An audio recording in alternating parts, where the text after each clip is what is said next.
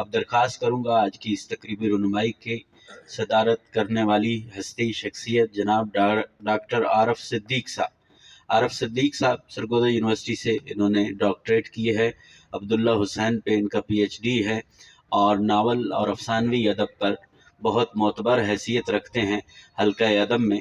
تو وہ سرگودا سے تشریف لائے ہیں. میں ان کا شکریہ ادا کرتا ہوں. ہم سکن فورم ان کا شکریہ ادا کرتا ہے, ان کا خیر مقدم کرتے ہیں. وہ تشریف لائے ہیں اور ان سے درخواست ہے کہ وہ آج کی اس تقریب رونمائی کا کلیدی خطبہ جو ہے وہ ارشاد فرمائیں. ڈاکٹر عارف صدیق صاحب.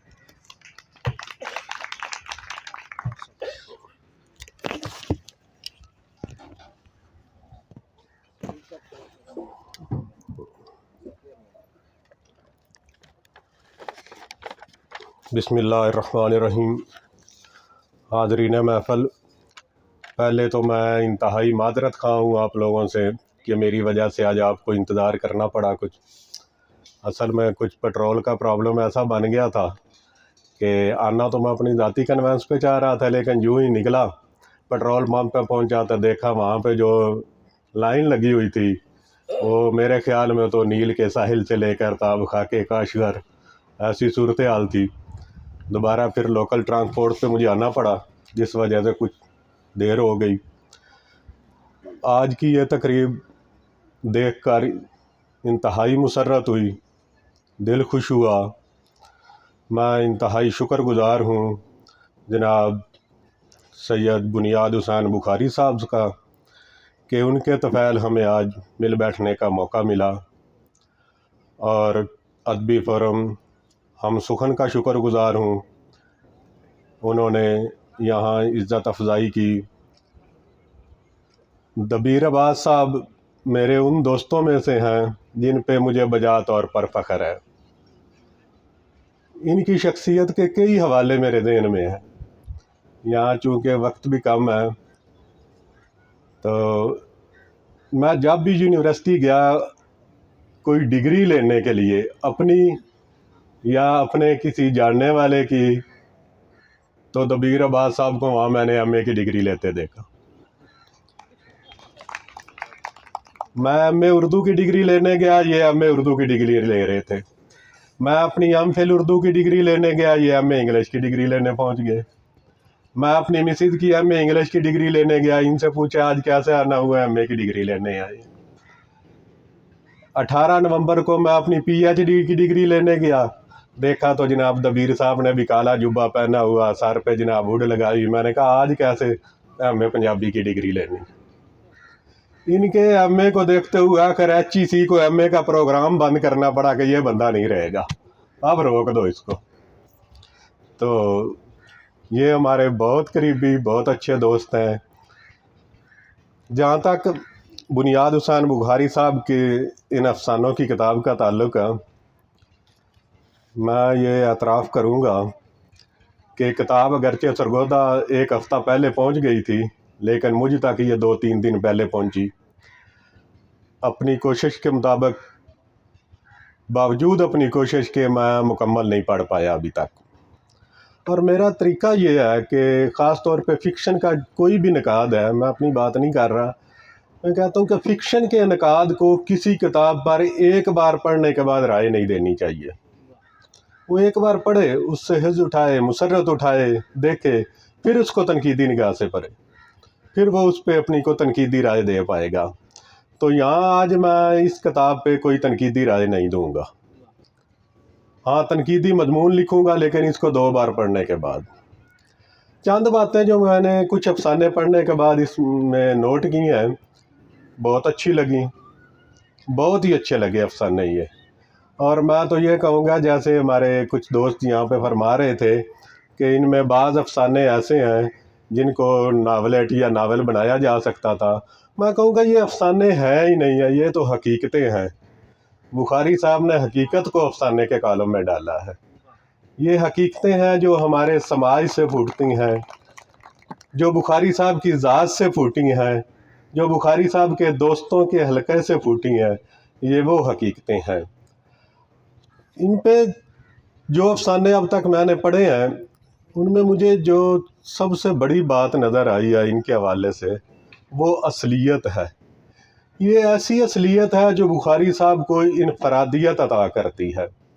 ہم ان پہ یہ چھاپ نہیں لگا سکتے کہ بخاری صاحب پہ جناب منٹو کا اثر ہے، ان پہ جناب راشد الخیری کا اثر ہے، یا ان پہ کسی اور بڑے افسانہ نگار سے یہ متاثر ہیں.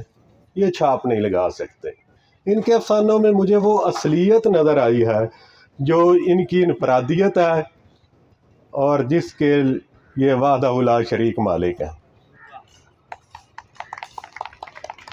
اچھا، متاثر ہونا جو ہوتا ہے یہ ہمارے ادب میں شروع سے چلا آ رہا ہے.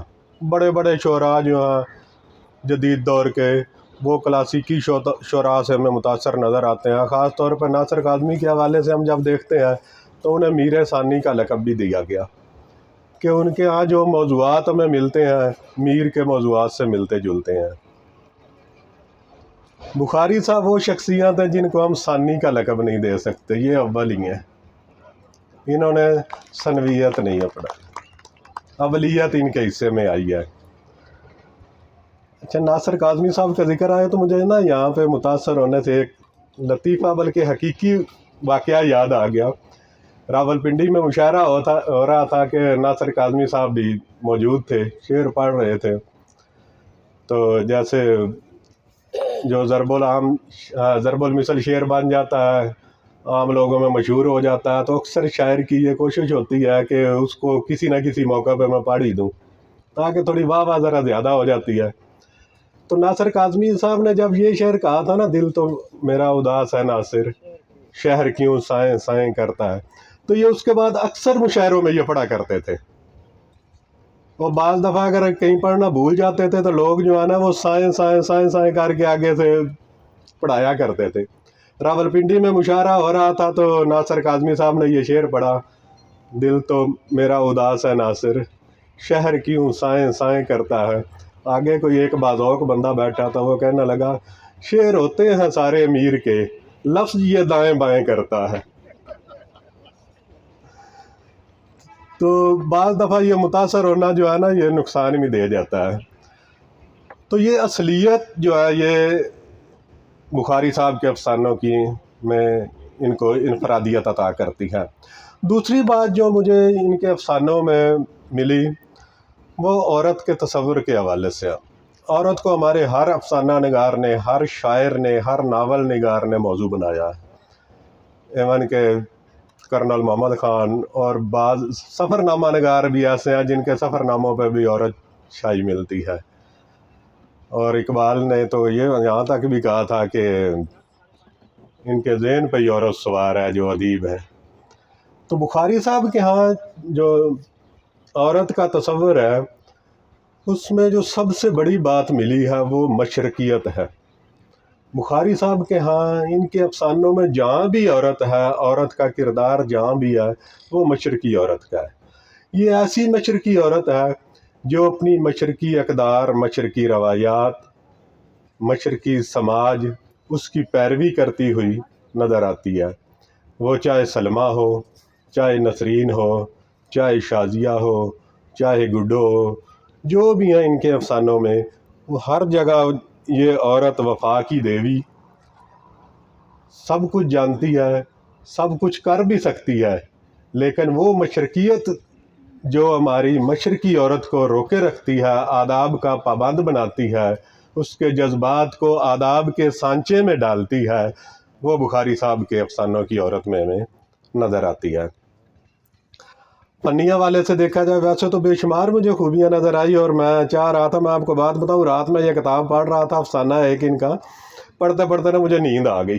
کافی ٹائم گزر گیا تھا، نیند آئی اچانک، میری نا 1 منٹ 2 منٹ بعد آنکھ کھلی، افسانے نے مجھے نہیں چھوڑا. میں اٹھا، خود میں اٹھ کے کپ چائے کا بنایا، دوبارہ پیا، پینے کے بعد میں نے افسانہ پڑھا، پھر سویا کہ یہ کتاب کھینچے گی ہمیں پڑھنے کے لیے. تو انشاءاللہ اس پہ مزید لکھیں گے بھی صحیح. فنی حوالے سے میں دیکھ رہا تھا کہ بخاری صاحب کے افسانوں میں جو ان کے ہاں بڑا فن نظر آیا ہے وہ بہت کم افسانہ نگاروں میں ہمیں ملتا ہے.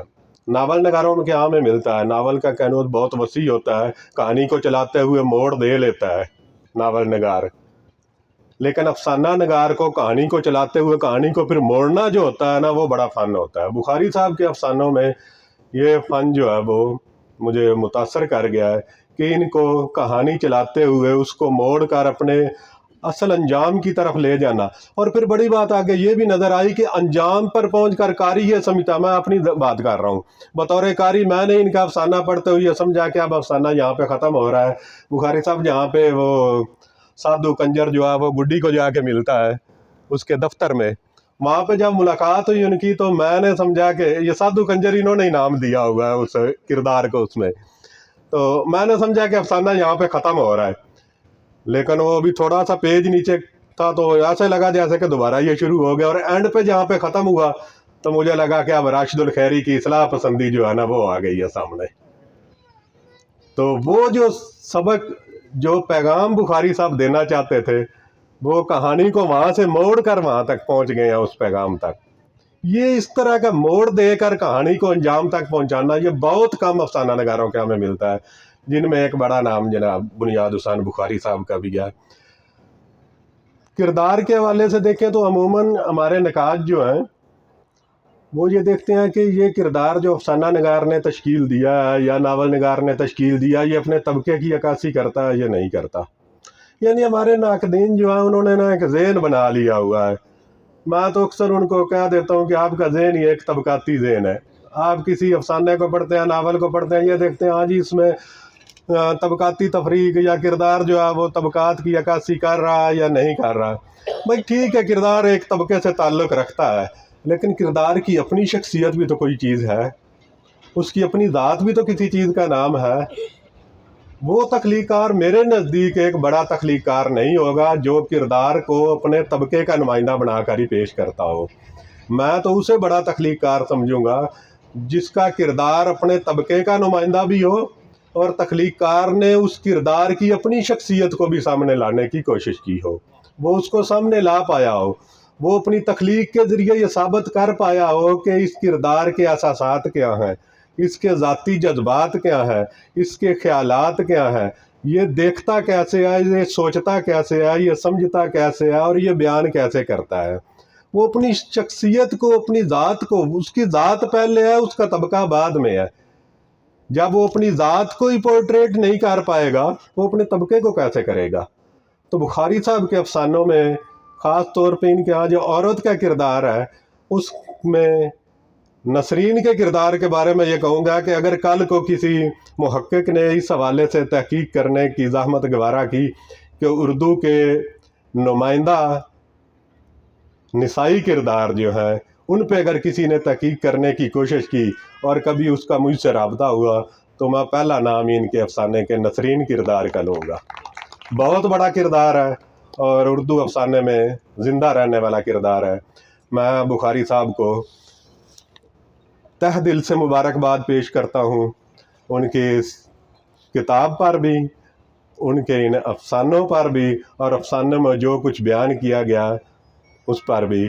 اور ابھی ہمارے ساتھی یہاں فرما رہے تھے کہ بخاری صاحب کو ہم صاحب کتاب ہونے پہ مبارکباد پیش کرتے ہیں. میرے ایک دوست ہیں داؤد راحت صاحب، بہت اچھا لکھتے ہیں. وہ اکثر ہم دوست بیٹھے ہوئے ہوں نا، دبیر صاحب جانتے ہوں گے، بڑے خوش مزاج بندے ہیں. تو وہ کہتے ہیں یار آج کے دور میں نا بندہ اہل کتاب ہو نہ ہو، صاحب کتاب لازمی ہو. تو بخاری صاحب ماشاءاللہ آپ کو صاحب کتاب ہونے پر بار دیگر مبارکباد. میں تمام منتظمین کا، حاضرین محفل کا تہ دل سے شکریہ ادا کرتا ہوں. اللہ پاک ہم سب کا حامی و ناصر ہو. بہت شکریہ.